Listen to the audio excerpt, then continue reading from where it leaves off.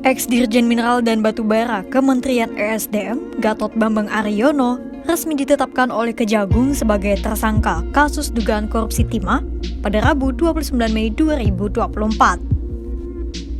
Ditetapkannya Gatot semakin memperpanjang daftar tersangka kasus dugaan korupsi tata niaga komoditas timah di wilayah Izin Usaha Pertambangan atau IUP PT Timah Tbk tahun 2015 sampai 2022. Dugaan kasus korupsi yang disebut-sebut terbesar di Indonesia itu telah melibatkan 22 tersangka di dalamnya. Adapun Gatot diduga ikut terlibat dalam dugaan kasus korupsi itu saat dirinya masih menjabat sebagai Dirjen Minerba Kementerian ESDM tahun 2015 hingga 2020. Hal itu disampaikan oleh Direktur Penyidikan Jaksa Agung Muda Bidang Tindak Pidana Khusus Kejagung, Kuntadi, pada Rabu 29 Mei 2024 di Jakarta.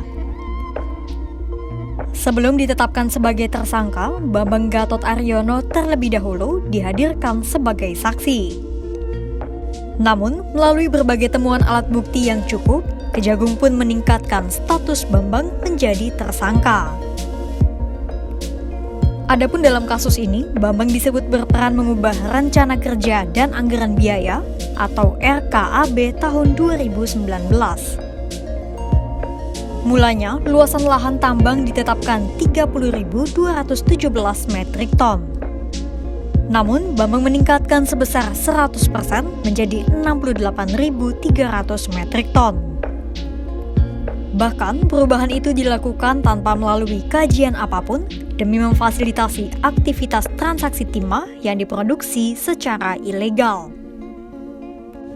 Untuk itulah, Bambang ditetapkan sebagai tersangka dan diduga melanggar Pasal 2 Ayat 1 dan Pasal 3 Junto Pasal 18 UU Pemberantasan Tipikor. Meski demikian, Kejagung masih belum bisa memastikan soal status penahanan terhadap Bambang, karena sampai saat ini Bambang masih menjalani pemeriksaan.